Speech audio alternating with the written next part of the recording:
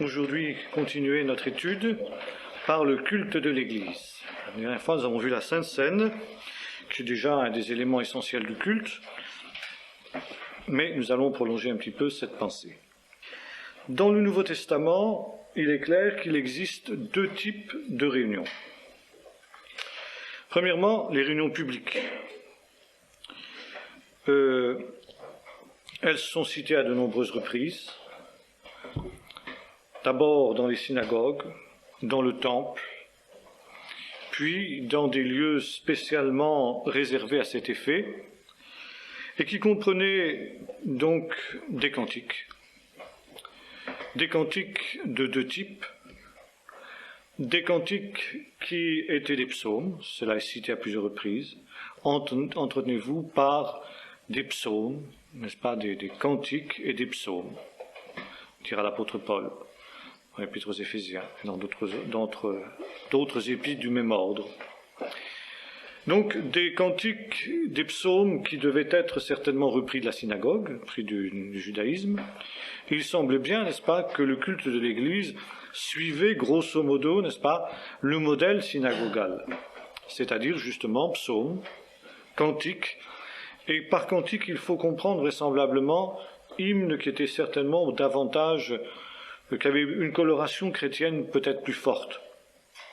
Ainsi, par exemple, certains exégètes ont cru pouvoir retrouver la trace de certains de ces cantiques dans, par exemple, Philippiens 2, n'est-ce pas, le Seigneur, n'est-ce pas, le Messie qui existait en forme de Dieu, n'est-ce pas, qui s'est humilié jusqu'à la mort, se rendant jusqu'à la mort de la croix. C'est pourquoi Dieu l'a souverainement élevé, lui a donné un nom qui est dessus tout nom.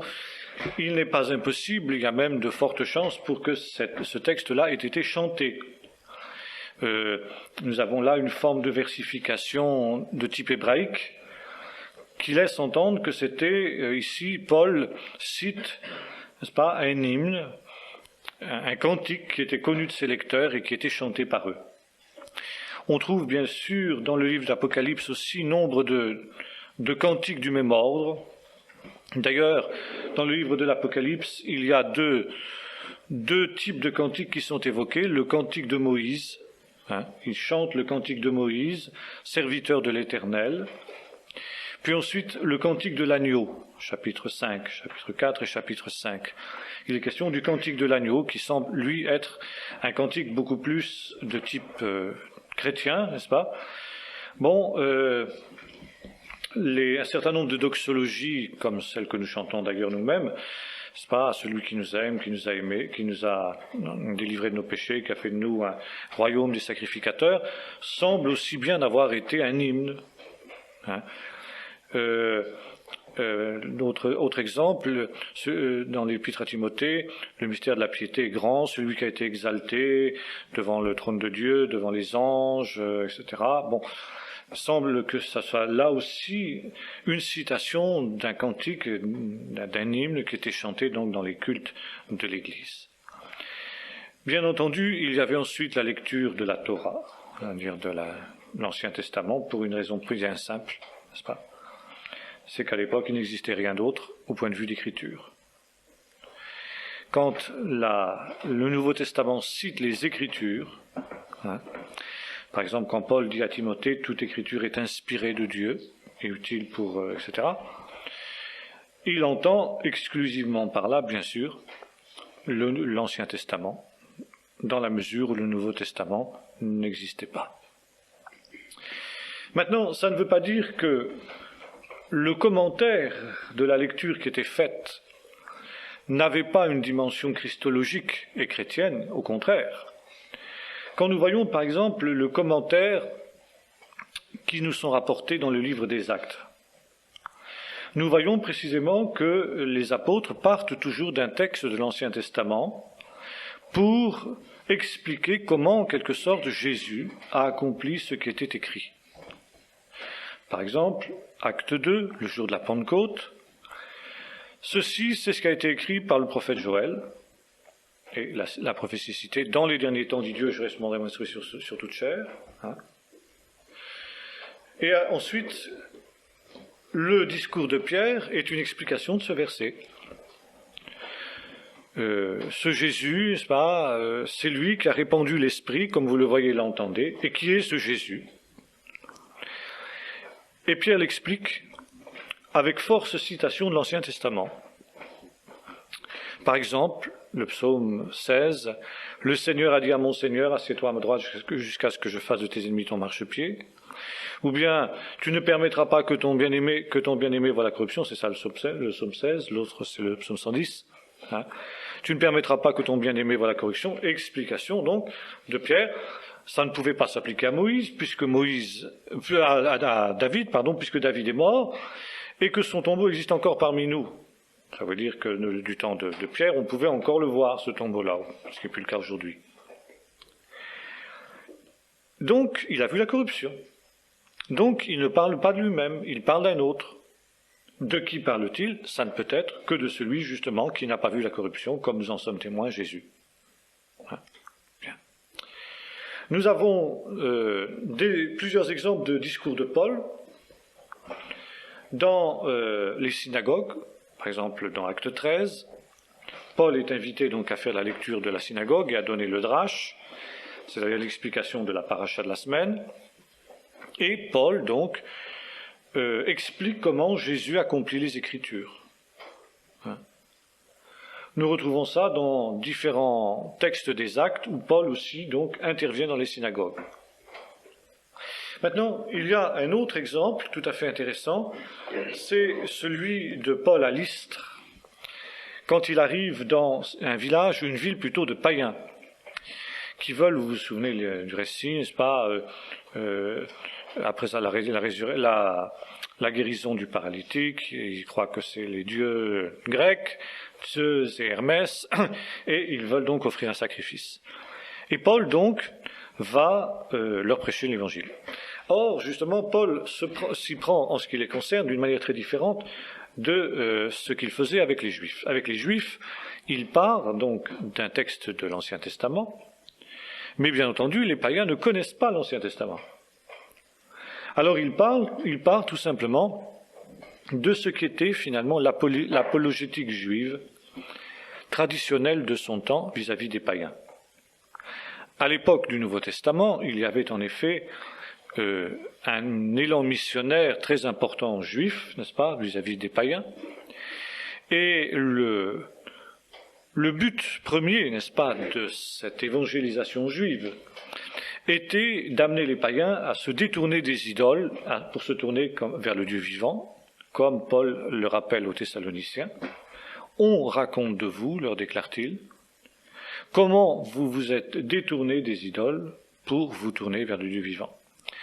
Aux Corinthiens, il déclare, n'est-ce pas, qu'autrefois ils adoraient des idoles muettes, mais que là aussi, ils se sont détournés de ces choses pour maintenant connaître et adorer le Dieu vivant.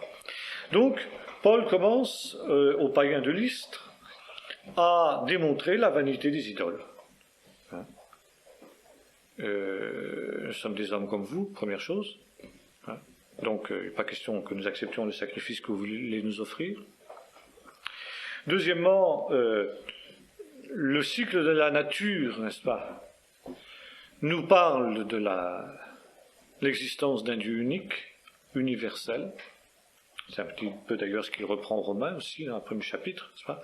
Les perfections de Dieu se voient à l'œil nu, et les païens sont inexcusables. Parce qu'ils auraient dû faire comme Abraham, n'est-ce pas? En regardant la nature, arriver à la conclusion qu'il y avait, n'est-ce pas, un être infiniment sage et tout-puissant qui avait créé ces choses. Mais se vantant d'être sages, ils sont devenus fous, ils ont changé la gloire du Dieu incorruptible par l'image, n'est-ce pas, de créatures corruptibles. Et donc, ils se sont égarés dans leurs pensées. L'idolâtrie, jointe à toute espèce d'impureté, et notamment culminant, n'est-ce pas, par l'homosexualité. Alors Paul reprend ce même schéma, n'est-ce pas, pratiquement partout où il passe, donc à Thessalonique, nous l'avons vu, à Corinthe, à Lystre, aux Romains. Et puis, il y a aussi le fameux discours aux Athéniens, où Paul change un peu ici sa manière de faire, parce qu'il a affaire cette fois-ci à des hommes lettrés, à des philosophes. Et Paul les prend là où ils sont. Il cite leurs poètes, il cite les éléments de leur dévotion qu'il a remarqués, et notamment le fait qu'il avait découvert un autel à un dieu inconnu. Et Paul parle de ce Dieu. Finalement, c'est la même démarche qu'à Lystre, les gens de Lystre sont des gens simples, les gens d'Athènes sont des gens intelligents, mais finalement, il reprend la même démonstration. Dieu a voulu que les hommes, sortis d'un seul sang, dispersés sur toute la surface de la terre, s'efforcent de le chercher en tâtonnant, bien qu'il ne soit pas loin de chacun d'entre eux, n'est-ce pas ? Il a fixé les temps de leur vie, les bornes de leur demeure, lui qui donne à tous la respiration, parce qu'en lui nous avons le mouvement, la vie et l'être. Comme l'ont dit vos poètes, nous sommes de sa race. Si donc nous sommes de la race de Dieu, nous ne devons pas croire que la divinité soit semblable à de l'or, de l'argent, de la pierre sculptée par là ou l'industrie de l'homme. C'est exactement ce qu'il disait à Lystre, d'une manière beaucoup plus populaire, si l'on peut dire. Et puis, quand il a donc amené ses auditeurs à la foi au Dieu unique, donc qui est une démarche tout à fait juive, alors il leur annonce Jésus-Christ. Ça veut dire, quand il les a amenés là où sont les Juifs, eh bien, il reprend ce qui est sa prédication auprès des Juifs. Dieu annonce à tous les hommes maintenant, sans tenir compte des temps d'ignorance, qu'ils aient à se repentir, parce qu'il a fixé un jour par lequel il jugera le monde, par l'homme qu'il a choisi pour ce faire, Jésus-Christ, ce dont il a donné une preuve certaine à tous en le ressuscitant d'entre les morts. Et Paul résume sa prédication dans l'Épître aux Corinthiens, nous prêchons Christ et Christ crucifié. Scandale pour les uns, folie pour les autres, mais sagesse et puissance de Dieu. Maintenant, ce qui est très intéressant aussi, c'est d'étudier ces premiers chapitres de la première épître aux Corinthiens, où Paul explique comment il s'est efforcé de prêcher aux uns comme aux autres. Il dit, sans la sagesse du langage. Qu'est-ce à dire ? Il dit, je n'ai voulu savoir rien d'autre que donc que Jésus-Christ et Jésus-Christ crucifié. Paul veut dire ceci, qu'il a mis la barre haut et qu'il était bien conscient que l'évangile était une folie pour les Juifs, pour les Grecs, et un scandale pour les Juifs. Mais devant les Juifs, il n'a pas cherché à atténuer le caractère scandaleux du Messie crucifié.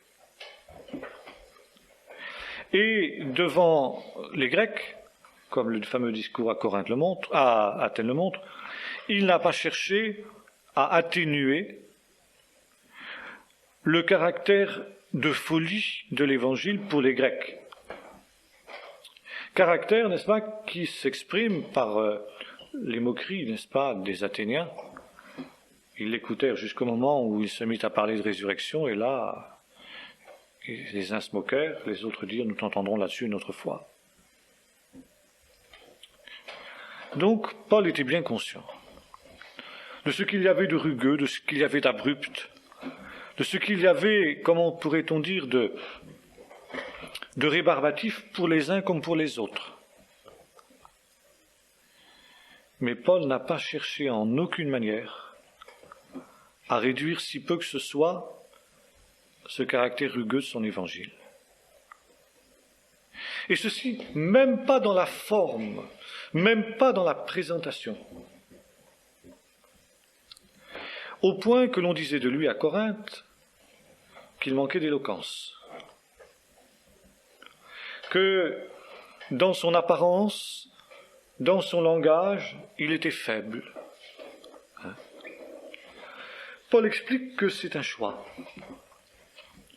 qu'il aurait pu, lui aussi, n'était pas plus bête qu'un autre, qu'il aurait pu aussi employer la rhétorique, très développée chez les Romains, qu'il aurait pu, lui aussi, utiliser la sagesse du langage, qu'il aurait pu lui aussi impressionner son monde par des discours ronflants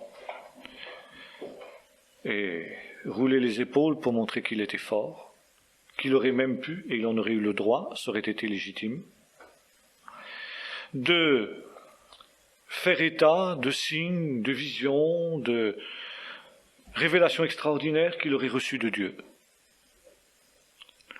Mais Paul dit que volontairement, il n'a pas voulu ces choses. Afin, dit-il, que votre foi ne repose pas sur la sagesse des hommes, mais sur la puissance de Dieu, et qu'il y ait une démonstration d'esprit et de puissance. Je crois que là, ça c'est fondamental, surtout dans le contexte de notre monde moderne, où de plus en plus l'Église de Jésus-Christ est amenée à abandonner ces principes qui étaient ceux de Paul.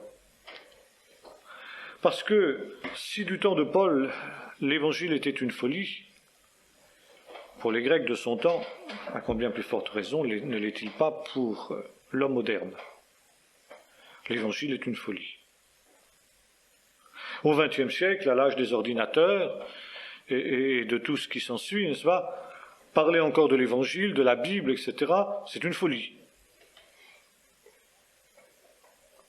Alors parce que c'est une folie, on essaie de rendre sage l'Évangile. Sage par le rock, par le théâtre, par tout un habillage, n'est-ce pas, dont on enveloppe l'Évangile pour le rendre plus accessible à l'homme. La sagesse de l'homme. Et l'on cherche des moyens de la sagesse humaine pour faire passer l'Évangile, pour communiquer l'Évangile. C'est le grand problème, n'est-ce pas, de l'évangélisation dans les églises évangéliques en cette fin du XXe siècle, communiquer l'Évangile. Et il y a des séminaires, il y a des comment dirais-je, des rencontres, des études très savantes, n'est-ce pas, pour savoir comment communiquer l'Évangile. Or, ce qui est tout à fait remarquable, c'est que dans le Nouveau Testament, nulle part, il y a d'études qui est faite sur la manière de communiquer l'Évangile. Nulle part. Nulle part, il ne nous est dit, n'est-ce pas, que nous devions apprendre l'art de la communication pour pouvoir communiquer l'Évangile. Il nous est dit simplement, prêche l'Évangile. En toute occasion, favorable ou non. C'est tout. Prêche l'Évangile. Dans tout son caractère rugueux, dans tout son caractère inacceptable pour l'homme de tous les temps, et plus particulièrement pour l'homme de la fin du XXe siècle. Parce que le résultat de l'Évangile ne dépend pas de toi. Toi, tu sèmes, et c'est Dieu qui fait croître. Dieu lui-même, selon son bon plaisir, et selon le fait qu'il y a des cœurs ouverts ou non, va faire de cet évangile, qui est une folie pour l'homme naturel, va faire en sorte que la vérité de cet évangile soit confirmée par une démonstration d'esprit et de puissance qui vient de Dieu, et qui ne vient pas de l'homme. Et alors, bien entendu, en agissant de cette manière, déclare Paul, il est bien évident qu'il y a un grand déchet qui se produit. Il est bien évident que ceux qui vont être au bénéfice de cette démonstration de l'esprit et de la puissance seront certainement moins nombreux que si l'on avait employé les discours persuasifs de la sagesse humaine.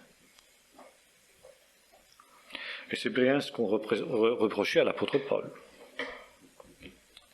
Comme aujourd'hui on le lui reprocherait. Comme aujourd'hui les tenants du spectacle chrétien, n'est-ce pas, du show business chrétien, le lui reprocheraient. Seulement, dit Paul, en quelque sorte, c'est moi qui transcris sa pensée, mais c'est ce qu'il veut dire, moi je préfère un plus petit nombre de gens,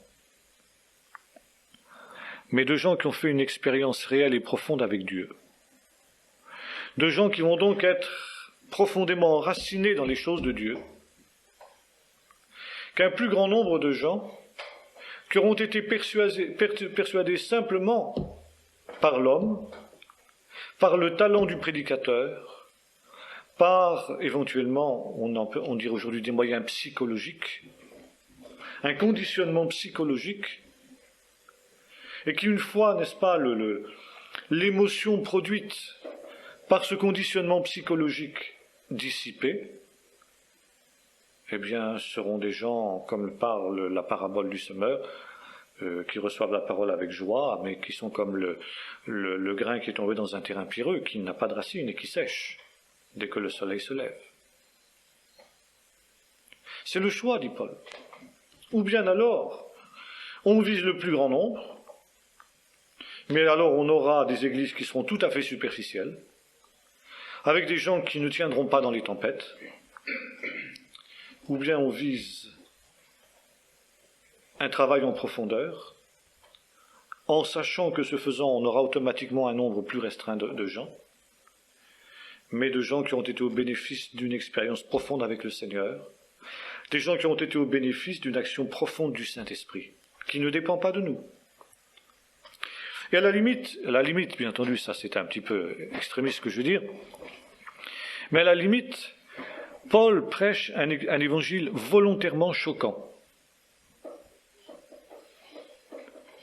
Ça, de façon à ce que précisément, eh bien, ceux qui ne sont pas destinés à croire, ils trouvent une pierre d'achoppement. Et ainsi le tri se fait. Alors bien entendu, déjà du temps de Paul, on disait Paul, ça c'est pas une méthode valable. C'est pas une méthode valable parce que tu élimines un certain nombre de gens qui, etc., regardent ici, n'est-ce pas, dans l'église de Corinthe, il y a ceux d'Apollos, il y a ceux de Christ, il y a toutes sortes de gens. Puis il y a ceux de Paul. Ceux de Paul, ils sont moins nombreux. Et bien évident qu'aujourd'hui, si Paul revenait et parlait de cette manière-là, alors là, on nous dirait, mon pauvre Paul, tu retardes de 2000 ans. Hein. Tu sais, nous aujourd'hui, on en est aux moyens de communication de masse, on en est aux croisades de masse, n'est-ce pas, où des milliers de personnes, des 10 milliers de personnes, et nous, ici à Séoul, n'est-ce pas, nous avons 100 000 personnes. Alors, évidemment, on pourrait répondre, et Paul pourrait répondre comme faisait Donald J. Je voudrais bien que tout cela soit vrai. Seulement, comme Paul n'était pas naïf, il savait bien que derrière tout ce qu'on disait être l'action de Dieu, eh bien, il y avait beaucoup de paille, il y avait beaucoup de chaume, il y avait beaucoup de réalités qui venaient de l'homme. Et c'est pourquoi Paul dit, moi, j'ai posé les fondements comme un sage architecte. Je n'ai pas cherché à plaire aux hommes. Il le redira aux Galates, si je cherchais encore à plaire aux hommes, je ne serais pas serviteur de Dieu. Il a été volontairement abrupt dans sa méthode d'évangélisation, en disant, si c'est de Dieu, si quelqu'un a faim et soif de Dieu, il reconnaîtra la voix de Dieu, il reconnaîtra la voix du bon berger, et Dieu fera son œuvre dans son cœur. Et finalement, cela ne dépend pas de moi. Si vraiment cette parole est parole de Dieu, l'Esprit du Seigneur va la confirmer dans les cœurs sincères, et par conséquent, il n'y a pas besoin de, comment dirais-je, prendre de multiples précautions. Regardez par exemple la prédication de Jonas à Ninive. Jonas n'a pas pris des gants, hein. Il n'a pas été éloquent. Il a simplement dit, encore 40 jours, Ninive est détruite. Et le Seigneur agit dans le cœur. Il y a eu une démonstration d'esprit de puissance. Et puis les Ninivites se sont convertis. C'est exactement la même chose. Alors ceci dit, évidemment, ça ne veut pas dire qu'on doit balancer l'évangile à la tête des gens, si j'ose dire, sans aucune précaution. Et nous voyons comment justement Paul s'y prenait. Nous avons dit tout à l'heure qu'il ne parlait pas aux Juifs comme il parlait avec les Grecs, qu'il ne parlait pas avec les philosophes d'Athènes comme il parlait avec les païens superstitieux de Lystre. dans la forme, mais dans le fond c'était la même chose. Alors, il essayait de se faire tout à tous, de se mettre à la portée de chacun de ses auditeurs, mais ce tout à tous ne l'amenait pas à chercher à employer des moyens humains, à chercher, comment dirais-je, à attenter à la liberté de l'homme, à la liberté de l'auditeur par des pressions quelles qu'elles soient. Et ces pressions, ça peut être de son temps les discours persuasifs de la sagesse, donc la rhétorique. Aujourd'hui, on dirait les trucs publicitaires, les techniques de vente. On vend tout aujourd'hui. Ouais. Moi, j'étais étonné il y a bien des années quand un jour, étant dans une rencontre avec, faisant un exposé sur Israël dans le cadre de l'Office du tourisme israélien, on m'avait demandé de faire une conférence à Rennes sur Israël pour des, comment on appelle ça, des responsables d'agences de voyage. Et avant que je n'intervienne, il y avait le responsable du tourisme israélien qui était là, qui donc a fait aussi un petit exposé, alors très technique, très professionnel, n'est-ce pas, en disant, eh bien, ce qui m'avait frappé, c'était cette expression, bon, mais je vais vous expliquer, a-t-il commencé, comment vous devez vendre Israël. Alors, cette expression m'a choqué, on vend Israël. Alors, qu'est-ce que vous avez à vendre en Israël? Eh bien, vous avez à vendre le soleil, vous avez à vendre les sites archéologiques, vous avez à vendre les lieux saints, n'est-ce pas? Je veux dire par là, et il expliquait, n'est-ce pas, comment faire la promotion, comment faire la publicité pour inciter les gens n'est-ce pas, à aller visiter Israël, parce qu'en Israël il y avait du soleil, parce qu'en Israël il y avait des lieux saints, parce qu'en Israël il y avait des sites archéologiques, etc., etc. Donc il leur enseigne des trucs publicitaires. Eh bien aujourd'hui, moi je suis effaré de voir comment, n'est-ce pas, dans l'évangélisation, il y a une multitude de trucs qui courent. Ça va depuis, si vous voulez, le tract, le tract publicitaire, et je me souviens de ce que racontait Yvon Charles, comment dans une certaine convention des Assemblées de Dieu à laquelle il avait participé, il avait été choqué, scandalisé de voir des pasteurs discuter entre eux, n'est-ce pas, des valeurs respectives, des mérites respectifs d'un certain nombre de tracts. Ah, ce tract-là, non, il ne marche pas. Ah non, celui-là, on l'a éliminé parce qu'il ne marche pas. Par contre, celui-là, oui, celui-là, moyen. Par contre, celui-là est bien. Hein. Alors là, ça marche. Hein. Celui-là, on peut y aller. N'est-ce pas? Alors, finalement, on était arrivé à se demander, mais sur quoi compte-t-il? Sur la puissance de Dieu, sur la démonstration d'esprit de puissance, ou sur l'habileté, n'est-ce pas, de celui qui a écrit le tract pour toucher, n'est-ce pas, l'homme, donc comme ferait un démarcheur de commerce, quoi. Exactement la même chose. Hein. Les publicistes, bon, ils jouent sur les couleurs, sur le dessin, sur la présentation, sur la grandeur des titres, sur les formules, etc. Sur les photos, il y a tout ça. Alors, bien entendu, je ne dis pas, ne me faites pas dire ce que je ne dis pas. Je ne dis pas qu'on va faire un tract, si on fait un tract pour l'évangélisation, on va le faire serrer, tasser de telle manière que les gens ne vont pas avoir envie de le lire. C'est pas le problème. C'est pas la question.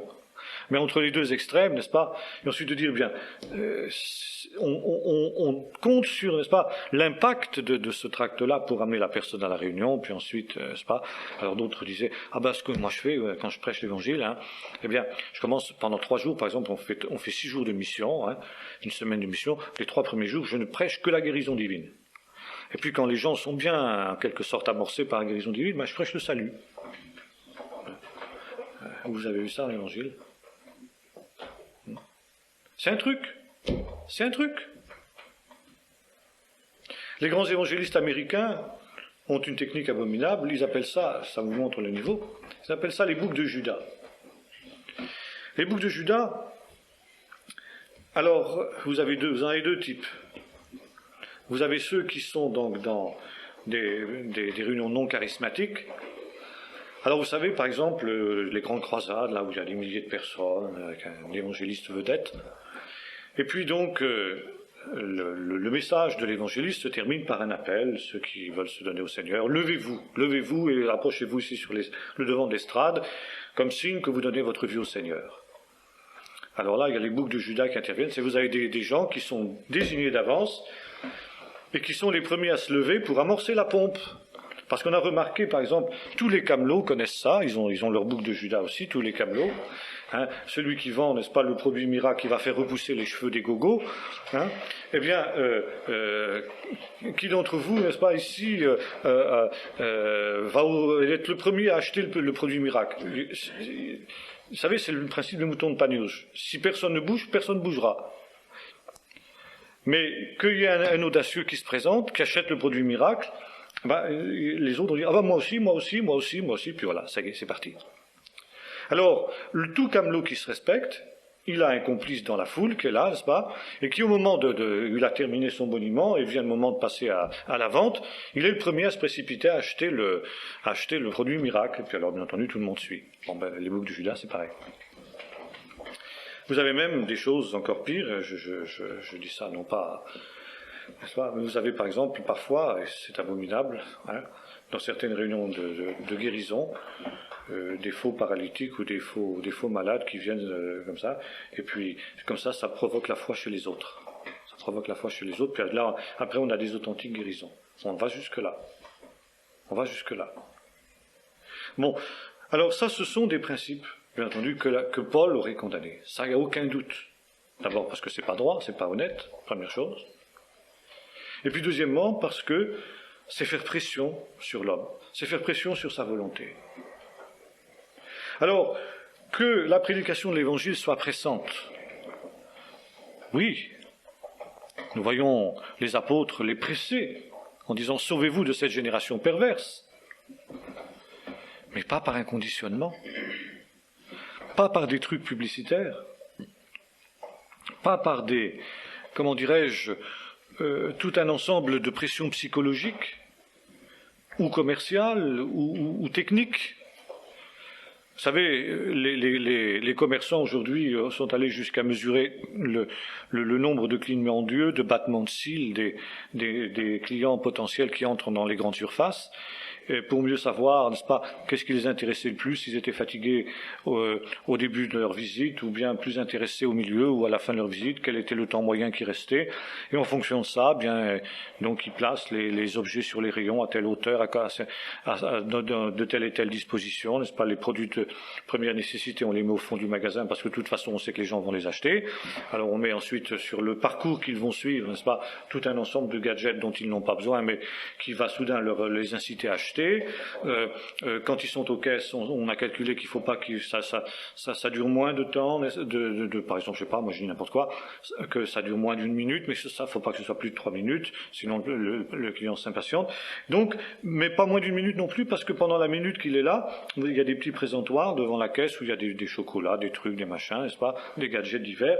Et pendant qu'il est là en train d'attendre son tour, n'est-ce pas, pour passer aux caisses, il se dit tiens, je n'avais pas vu ça, je le prends, je le mets dans mon panier. On vend toutes sortes de trucs comme ça en plus, quoi. Alors, c'est des trucs. Hein. Bon, bien dans la prédication de l'Évangile aujourd'hui, on arrive aussi à des trucs du même ordre. Eh bien, ça, Paul rejetait.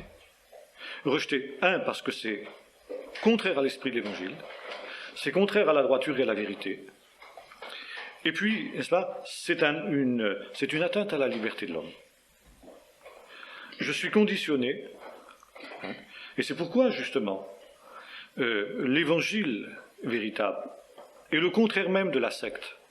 La secte qui, justement, est conditionnement. Mais l'Évangile véritable n'est pas cela. Maintenant, ça ne veut pas dire que les églises qui se réclament de l'Évangile véritable ne tombent pas quelquefois dans des procédés de secte. Il est évident que ceux qui emploient de telles techniques, eh bien, c'est vrai, si ensuite ils se font tabler de secte, il ne faut pas qu'ils viennent pleurer. Parce que ce sont de tels procédés. Mais le Seigneur respecte la liberté de l'homme. Choisissez aujourd'hui qui vous voulez servir, ou bien les dieux qu'ont servi vos pères, ou bien l'Éternel qui vous a fait sortir du pays d'Égypte. Et Josué fait un long discours pour expliquer pourquoi il vaudrait mieux servir l'Éternel que pas le servir. Mais quand il a terminé, maintenant, vous choisissez. C'est votre problème. Moi, j'ai choisi. Vous faites ce que vous voulez. Alors, ça, c'était la manière d'évangéliser de l'Église primitive. Et c'est la seule manière qui vaille, encore aujourd'hui. et je dirais plus que jamais aujourd'hui, dans l'environnement qui est le nôtre. Et ça vaut pour le témoignage personnel, ça vaut pour la prédication de ce que nous appelons les réunions d'évangélisation, c'est-à-dire ce que le Nouveau Testament appelle les réunions publiques. Hein. Et puis, bien entendu, dans ces réunions publiques aussi, il y avait des temps de prière. Hein. Saffiné avait déjà noté qu'on ne doit pas hésiter à prier dans des réunions d'évangélisation. Souvent, la prière impressionne le pécheur beaucoup plus que toute autre chose, et on l'a souvent constaté d'ailleurs nous-mêmes au milieu de nous. Hein. Alors, la prière était de deux sortes. Il y avait la prière, comment dirais-je, liturgique, j'aime pas le mot, mais enfin, disons, la prière à la manière juive. Hein. Les psaumes, par exemple. Chantés ou non. Et puis, il y avait les prières spontanées, prières par l'esprit. Il pouvait même y avoir, nous dit l'apôtre Paul, dans les réunions publiques, des prophéties, si elles étaient véritablement de Dieu. Et si dans votre assemblée, dit l'apôtre Paul, tout le monde prophétise, et que vienne quelqu'un du peuple ou quelqu'un croyant, les pensées de son cœur sont dévoilées, sont mises à nu devant tous, et tombant sur sa face, il confessera que le Seigneur est véritablement au milieu de vous. Puis très vite, dans l'Église primitive, on s'est mis à lire les lettres des apôtres. Nous voyons cela, par exemple, Paul qui dit à l'Église de Colosse, « Quand cette lettre aura été lue au milieu de vous, faites en sorte, n'est-ce pas, qu'elle soit lue aussi dans l'Église de Laodicée, et que l'épître, la lettre que j'ai adressée à l'Église de Laodicée, soit lue au milieu de vous. » Et les lettres des apôtres ont commencé à circuler dans les églises et à être lues à égalité, si j'ose dire, de l'Ancien Testament. C'est ainsi qu'est né le Nouveau Testament. Le Nouveau Testament est né d'abord par les lettres des apôtres. Et puis, donc il y avait ensuite l'enseignement des apôtres, ils persévéraient, nous dit le livre des Actes, dans l'enseignement des apôtres, la fraction du pain et les prières. Et l'enseignement des apôtres, c'était l'évangile, mais l'évangile qui n'était pas écrit encore à cette époque-là. L'évangile qui était donc transmis, car je vous ai transmis ce que j'ai moi-même reçu, n'est-ce pas ? C'est que Christ est mort et ressuscité selon les Écritures, dit Paul dans 1 Corinthiens 15. Hein? Donc, le centre de l'Évangile, c'était ça. Christ est mort pour nos péchés et il est ressuscité pour notre justification. Alors, on racontait, n'est-ce pas, les grands faits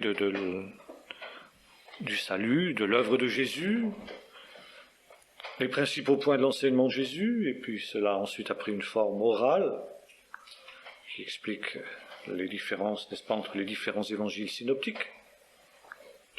Et puis ensuite, on les a mis par écrit quand les apôtres ont commencé à disparaître, parce que justement, l'enseignement des apôtres risquait ainsi de se diluer.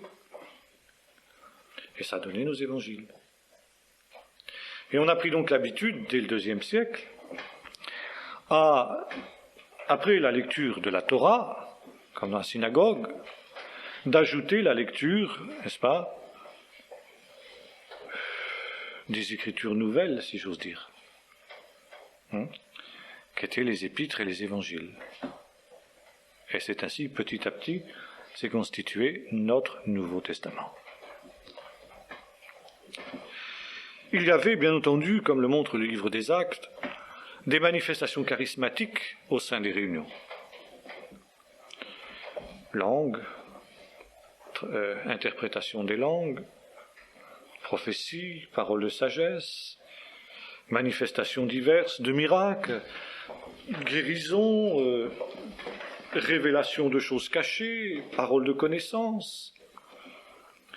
Nous voyons Paul, par exemple, s'interrompre au milieu d'une réunion, ou Pierre, plus exactement, à à Lod, n'est-ce pas, à Lydda, et là, il ressuscite Énée, il guérit Énée, le paralytique, n'est-ce pas?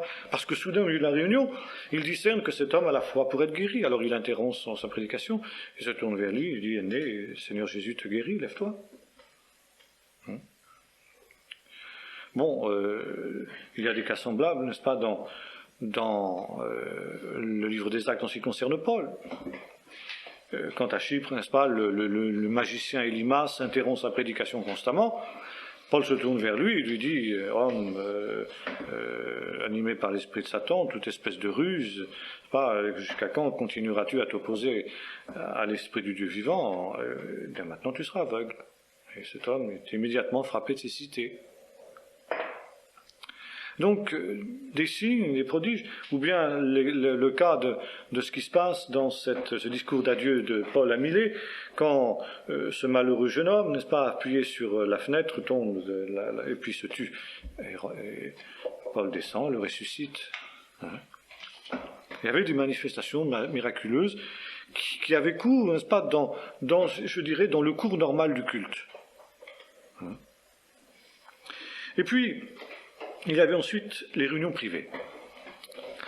Et les réunions privées, comme par exemple en Acte 2, verset 22, tournaient essentiellement autour de la fraction du pain. La fraction du pain, c'est-à-dire la Sainte Seine, dans l'Église primitive, n'était pas une réunion publique. Ils prenaient, n'est-ce pas, le repas dans les maisons. Dans les maisons, c'était quelque chose de privé. Par exemple, dans la chambre haute, ou plus exactement le lieu de culte des premiers chrétiens qu'on a retrouvé à Jérusalem, au Mont Sion, jusqu'à aujourd'hui, on voit nettement deux parties. Il y avait la partie basse du lieu de culte, qui est une synagogue, qui est exactement à la disposition d'une synagogue de l'époque, c'est-à-dire non pas avec les chaises en randonnion, mais les chaises, plutôt des bancs le long des murs. On était assis en cercle, jusque aujourd'hui dans les synagogues orientales. Donc ça c'était pour la prière, pour la réunion publique. Et au-dessus il y avait la chambre haute, qui était réservée uniquement aux frères, à la communauté des croyants baptisés, où l'on rompait le pain. Au cours des repas d'ailleurs, un repas complet, pas simplement un repas symbolique comme celui que nous faisons. Et on voit ça dans le livre des Actes, aussi dans la première épître aux Corinthiens. Paul me montre que ça avait tellement dégénéré, cette fraction du pain, qu'il y en avait qui s'empiffraient et d'autres qui mangeaient du pain sec et de l'eau, n'est-ce pas, pendant que les autres aussi, non seulement tout le monde ne buvait pas de l'eau dans ces occasions-là, il y en avait qui buvaient du vin tellement d'ailleurs qu'ils ne savaient plus tellement à la fin où ils en étaient les pauvres. Bon, alors Paul dit attention, un peu d'ordre là-dedans, quoi. Bon. Donc c'était comme ça. Et alors, si vous voulez, cette pratique de l'Église primitive du 1er siècle, n'est-ce pas, se retrouve au 2e siècle au moins, éventuellement jusqu'à l'époque de Constantin en gros, où le culte, jusqu'à après l'époque de Constantin d'ailleurs, n'est-ce pas, le culte de l'Église primitive avait lieu en 2 temps. Donc ça dans l'Église primitive après le 1er siècle. C'est-à-dire qu'au 1er siècle, il y avait 2 types de réunions distinctes. Il y avait la réunion publique, qui était comme une réunion dans la synagogue, c'est-à-dire chant, prière, lecture de la Bible, prédication, éventuellement charisme, miracle, etc. Mais pas de Sainte Seine. Et puis, en un autre temps, et éventuellement en un autre lieu, la fraction du pain pour les seuls membres de l'Église. À partir du 2e siècle, on rassemble les 2 choses, et jusqu'après Constantin, n'est-ce pas, le culte de la communauté chrétienne a lieu en 2 temps. Une première partie qui est publique, et qui comprend justement ces mêmes éléments, chant, prière, prédication, lecture de la Bible et prédication. Et quand c'est terminé, ceux qui ne sont pas baptisés, les enfants, etc., sont invités à sortir. Et les portes sont fermées. Et le repas du Seigneur est pris alors à huis clos, si j'ose dire. Alors bon, il y avait là aussi des considérations qui touchaient un petit peu au problème des persécutions, hein. Mais c'était vraisemblablement un souvenir, n'est-ce pas, de cette distinction qui était faite par l'Église primitive entre ces deux types de réunions, la réunion publique et la réunion privée. Bon, ensuite il y a eu une autre évolution, une troisième évolution dans l'histoire de l'Église, où le culte est devenu la messe, c'est-à-dire que ce qui était central, c'était justement la fraction du pain, mais la fraction du pain à laquelle on donnait une autre signification, c'est-à-dire le renouvellement du sacrifice de Jésus, et qui était alors là public. Bon.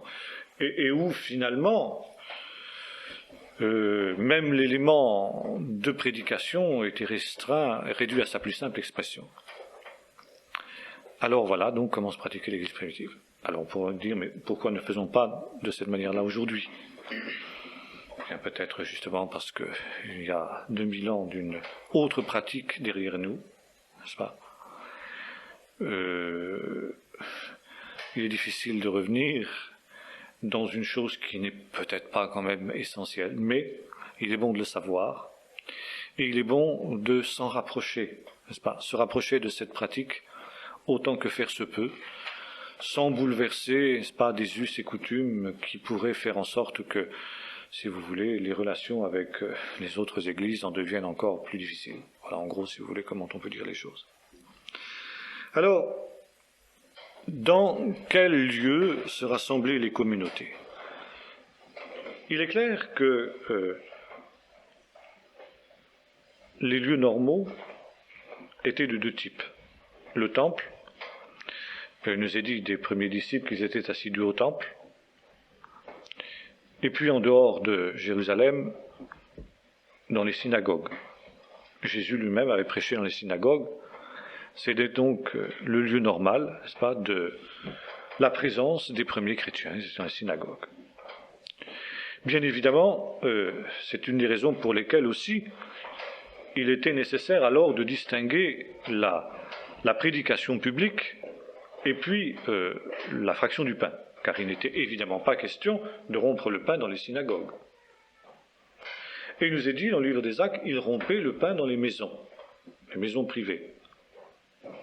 Alors maison privée, ça ne veut pas dire une cuisine de 2 mètres sur 4. Hein. Maison privée, c'était plutôt des maisons des membres de la communauté qui étaient riches et qui avaient des grandes maisons. Certains avaient de très grandes maisons. Le lieu de culte de la communauté de Jérusalem, nous l'avons dit tout à l'heure, était la fameuse chambre haute, qui n'était pas seulement la chambre haute d'ailleurs, qui avait servi de local pour que Jésus célèbre la dernière Pâque avec ses disciples, qui était ensuite le lieu où les apôtres étaient rassemblés le jour de la résurrection, quand Jésus ressuscité est apparu au milieu d'eux, et ensuite, au moment de la Pentecôte, ils étaient 120. Ce n'était pas quand même un local, comme je disais tout à l'heure, de 2 mètres sur 4. Pour mettre 120 personnes, c'est déjà un local d'une certaine importance. Et aujourd'hui, bon, la chambre haute, elle est à peu près dans les dimensions qu'elle était à l'époque de Jésus, peut-être un petit peu plus grande. C'est vrai qu'on peut très bien envisager que 120 personnes puissent y tenir.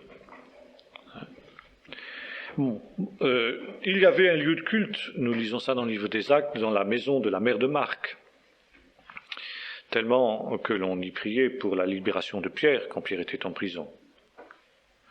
Donc des personnes aisées ouvraient leur maison, mettaient à la disposition de leurs frères et sœurs des locaux, des vastes locaux qu'ils avaient dans une vaste demeure, un peu comme cela se passait pendant le communisme, n'est-ce pas, sous le communisme dans les pays de l'Est, où des frères qui avaient des moyens, n'est-ce pas, allaient jusqu'à d'ailleurs construire des locaux dans leur propre maison ou dans leur jardin, n'est-ce pas, pour que s'y rassemble la communauté. Des lieux de culte en quelque sorte privés. Par la suite, n'est-ce pas, nous voyons que les premiers chrétiens ont eu leur synagogue. D'ailleurs, nous lisons ça dans l'évangile dans l'épître de Jacques, où Jacques déclare ceci: s'il vient dans votre synagogue, dit-il, un pauvre homme qui s'asseye, n'est-ce pas, et que vous lui dites, mon cher, va, chauffe-toi, rassasie-toi, et puis que vous lui donnez pas ce qui est nécessaire, bon, etc. Vous connaissez le texte. Mais ce qui est intéressant, c'est de noter que Jacques s'adresse à ces chrétiens en disant « s'il vient dans votre synagogue », ce qui est d'ailleurs rarement traduit de cette manière-là dans la plupart de nos versions, par pur antisémitisme.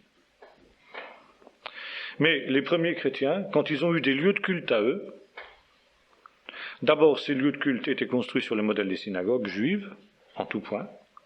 On en a retrouvé, par exemple à Capernaum, à Jérusalem, je disais tout à l'heure, la fameuse chambre haute, ce qui était sous la chambre haute, qui était le plus ancien lieu de culte judéo-chrétien connu à ce jour. À Nazareth aussi, il y avait, semble-t-il, une église-synagogue. Ça ne différent rien d'une synagogue normale, si ce n'est qu'en général, on sait que c'est une église-synagogue, un lieu de culte judéo-chrétien, tout simplement parce qu'il y a des inscriptions à la gloire de Jésus. Par exemple, Jésus est Seigneur, ou des choses comme ça, ou bien des symboles judéo-chrétiens. Le poisson, ou bien la rosette qui représentait la vie éternelle. Bien, la vie éternelle qui était en Jésus. Donc, si vous voulez, en cela, ils avaient repris exactement le modèle juif. Et ils appelaient ça les synagogues. Pourquoi? Parce que synagogue, ça veut dire lieu de rassemblement, tout simplement. Bet Knesset, en hébreu.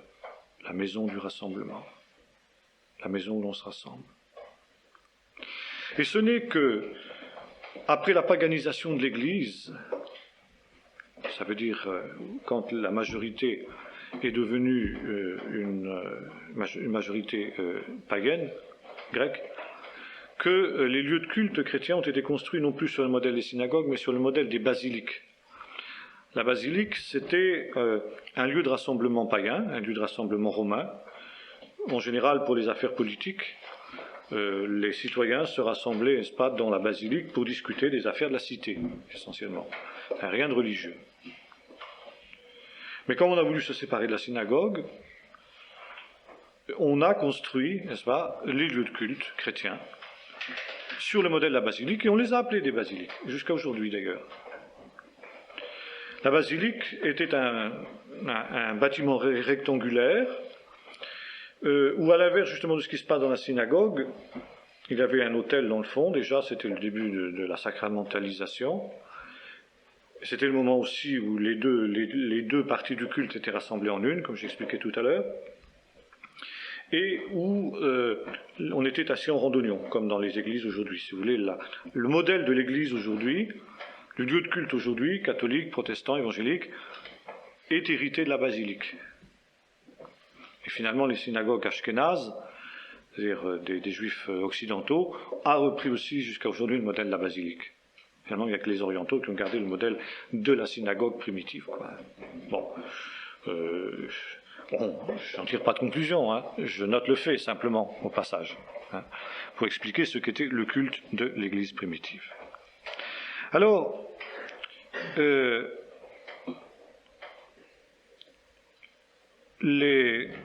dans ces lieux qui étaient des lieux de rassemblement, les maisons de rassemblement, synagogues, nous avons vu tout à l'heure. Finalement, le mot synagogue, maison de rassemblement, bon, pour nous, ça n'aurait aucun intérêt d'employer ce mot, parce que synagogue, les gens ne savent pas ce que ça veut dire. Bien au contraire, ça ferait une confusion avec le judaïsme. Mais dans le langage de l'époque, aussi bien en grec qu'en hébreu, n'est-ce pas, c'était très parlant. La maison du rassemblement, l'endroit du rassemblement. Ça veut dire que les croyants viennent de leur diaspora et ils se rassemblent pour se rappeler ce qui les maintient ensemble en tant qu'Église. Hein? Et donc de cette diaspora, de cette dispersion dans laquelle ils sont, eh bien, ils viennent s'unir dans la prière, dans la lecture de la Bible, dans l'adoration du Seigneur. Et alors, il y a là, n'est-ce pas, si vous voulez, toute une dimension de louange, de culte, d'adoration au sens profond du terme. Et c'est là, si vous voulez, que les églises évangéliques ont failli.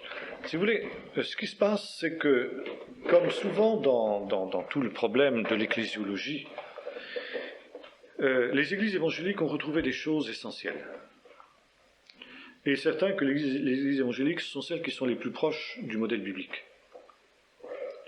Et notamment parce qu'elles ont la dimension de conversion, parce qu'elles ont toute une dimension de simplicité, de dénuement, disons de pauvreté, qui était certainement beaucoup plus proche de l'Église primitive que ne le sont les grandes églises catholiques, orthodoxes, cathédrales magnifiques, ornées d'or et d'argent avec des liturgies pompeuses. Ça fait aucun doute. Mais, si vous voulez, les églises évangéliques,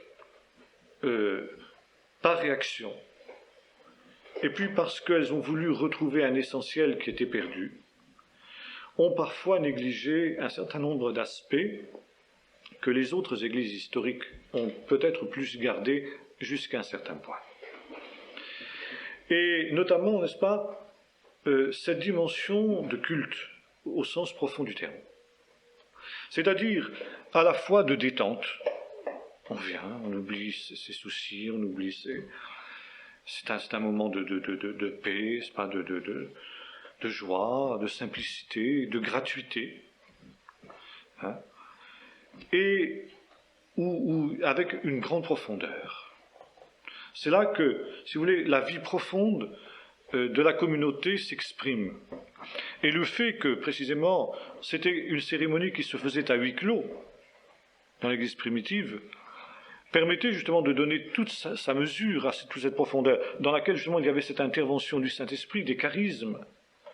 Peut-être aussi justement, fermait-on les portes, pour que ne vienne, comme disait l'apôtre Paul, aucun homme du peuple, aucun incroyant qui puisse être choqué par les manifestations charismatiques qu'il y avait au milieu d'elles. Et peut-être que justement, un des problèmes des églises pentecôtistes aussi vient de là. C'est qu'on n'a pas suffisamment été attentif à cet aspect des choses. Alors donc, si vous voulez, cette dimension de profondeur, une grande profondeur, alors que, bien souvent, n'est-ce pas, les églises évangéliques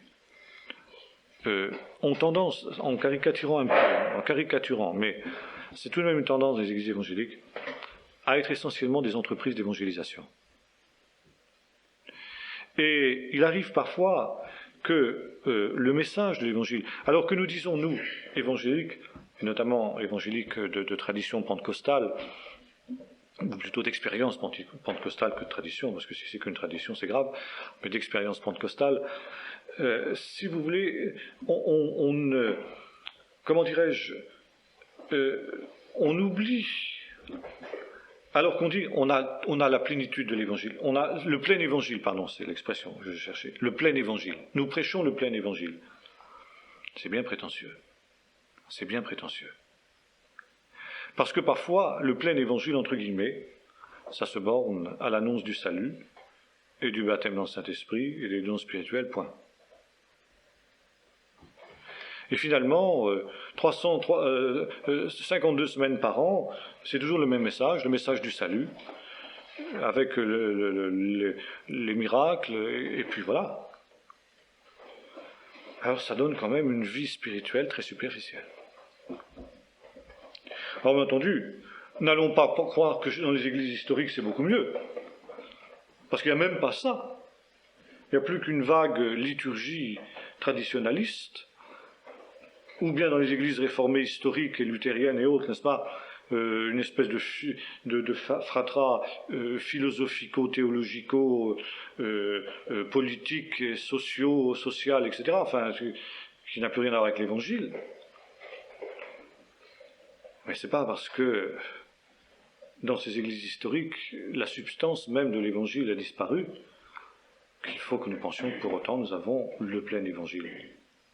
Le plein évangile, comme disait Danalji, pour nager dans l'océan de la connaissance de Dieu, il faut avoir de l'eau un peu plus haut qu'aux chevilles. Et je crois que bien souvent, dans les églises évangéliques, on est dans l'eau, et ça c'est une chose excellente. On est quand même dans l'eau jusqu'aux chevilles. Il faut avoir l'humilité de le reconnaître. Alors justement, toute une partie du culte de l'Église, c'est cette profondeur de l'adoration, c'est cette profondeur de la réflexion, cette profondeur si vous voulez, de la recherche de Dieu dans toutes les dimensions de prière, d'une prière qui soit une prière ardente, zélée, pas une prière, si vous voulez, traditionnelle, où, n'est-ce pas, on répète des formules creuses, tout en prétendant d'ailleurs que ce ne sont pas des formules liturgiques, mais finalement elles le deviennent. Vous avez des gens, n'est-ce pas, quand ils ouvrent la bouche dans les églises évangéliques, on sait ce qu'ils vont dire et on sait exactement où ils vont finir. Ils ont toujours les mêmes formules, n'est-ce pas, qui répètent inlassablement, sans même s'en rendre compte d'ailleurs, parfois, dimanche après dimanche. Parce que la vie est partie. C'est comme ça quand la vie est partie. Et si vous voulez, c'est vrai quand dans une église liturgique, il n'y a plus de vie, ce sont des formules creuses. C'est vrai quand dans une église évangélique, il n'y a plus de vie, il y a aussi des formules creuses qui reviennent. Alors voyez-vous, la chose importante, c'est la vie. C'est la vie, c'est-à-dire, si vous voulez, une dimension, n'est-ce pas, d'approfondissement permanent. Et le culte de l'Église devrait être vraiment cette recherche de choses profondes, toujours plus profondes, hein, comme quand on creusait les puits d'Abraham, en fin de compte, ou d'Isaac plus exactement. Hein, ce que l'apôtre Paul exprime dans l'épître aux Éphésiens quand il dit le but de l'Église, c'est de faire croître, c'est l'édification de l'Église, faire croître le corps tout entier à la stature à la mesure de la stature parfaite de Christ, ou encore la sanctification, n'est-ce pas, de plus en plus grande du corps de Christ, de l'Église, l'approfondissement de la communion fraternelle, l'approfondissement de la communion. Et c'est pourquoi c'est une infamie, n'est-ce pas, une abomination blasphématoire que dans certaines églises, parfois, des gens, n'est-ce pas, qui ont des problèmes entre eux, prennent la Sainte Seine sans se regarder. Je me souviens du truc qui m'a été, plutôt cet épisode qui m'a été rappelé il y a quelque temps, dans une certaine église que je ne nommerai pas, où il y avait des grosses discussions théologiques, n'est-ce pas, sur la manière de prendre la Sainte Seine. Faut-il prendre la Sainte Seine dans une seule coupe ou dans des petites coupes? Ah, ça c'est un problème théologique grave dans beaucoup d'églises. Alors on était divisés dans cette église-là. Il y avait les uns qui disaient il faut la grande coupe, et puis les autres non, il faut les petites coupes. Alors, si on servait la Sainte Seine dans les grandes coupes, eh bien, il y avait toute une partie de l'église, 50% de l'église, qui ne prenait pas la Sainte Seine. Et si alors, on servait dans les petites coupes, c'était l'autre moitié de l'église qui ne prenait pas la Sainte Seine. Alors, en bon Salomon, n'est-ce pas, le pasteur de l'église avait trouvé la réponse. Il avait mis, n'est-ce pas, sur la table de Sainte Seine, il y avait des grandes coupes pour ceux qui voulaient la grande coupe, et puis il y avait des petites coupes pour ceux qui voulaient la petite coupe. Alors, c'était absolument inénarrable à voir. Vous aviez les partisans de la grande coupe qui ostensiblement prenaient la grande coupe, toisant les autres, n'est-ce pas, qui prenaient les petites coupes du regard tout en buvant, n'est-ce pas, et les autres qui prenaient leurs petites coupes ostensiblement regardant les autres, n'est-ce pas, ces mécréants, n'est-ce pas, ces hérétiques, n'est-ce pas, qui buvaient dans la grande coupe. Caricature. Le culte, c'est l'approfondissement de la communion fraternelle. Si avant d'offrir ton offrande sur l'autel, tu te souviens que ton frère a quelque chose contre toi, va, réconcilie-toi avec lui, puis viens ensuite présenter ton offrande. C'est quelque chose de vivant, la vie de l'Église, le culte de l'Église. C'est pas une tradition, c'est pas des rites, c'est pas des gestes, c'est quelque chose qu'on vit en esprit, en vérité. Bon, on pourrait évoquer ensuite, bien sûr, mais le temps est passé, je termine simplement là-dessus, le maintien de la saine doctrine. C'est sûr. D'où, justement aussi, la raison pour laquelle, dans le culte de l'Église, on a introduit, assez rapidement, c'est-à-dire à partir du IVe siècle, une confession de foi, un credo. Ça veut dire que ne pouvaient participer à la Sainte Seine, ne pouvaient être dans la communion de l'Église que ceux qui souscrivaient à ce credo, ceux qui avaient une même foi, une foi saine, une foi orthodoxe, comme on disait, c'est-à-dire conforme à la vérité. Orthodoxe, ça veut dire conforme à la vérité révélée. Il n'est pas impossible, d'ailleurs, que dans l'Église primitive, il y ait eu quelque chose de semblable. D'ailleurs, c'est ce que Paul dit à Timothée, n'est-ce pas, le but de la charité. Bon, c'est aussi veille à la saine doctrine, écarte ceux qui enseignent des doctrines autres, n'est-ce pas. Et alors, il y a quand même dans l'Écriture un certain nombre de credos primitifs, très primitifs. Par exemple, Paul dira en l'Épître aux Corinthiens, Pour nous, il y a un seul Dieu et un seul Seigneur, Jésus-Christ. Hein. Certaines formules de ce type-là qui semblent être un résumé de la doctrine, un résumé très succinct de la doctrine. N'est-ce pas ? Et par conséquent, le rôle des responsables de l'Église, notamment des anciens, c'est de veiller au maintien de la saine doctrine, la doctrine juste, conforme à l'Écriture. Et si l'Église est véritablement la colonne et l'appui de la vérité, eh bien, c'est d'abord la vérité qui est selon la saine doctrine, la pure doctrine, dira l'apôtre Paul justement à Timothée. Bon, voilà, si vous voulez, ce qu'on peut dire ce soir très brièvement, on pourra continuer.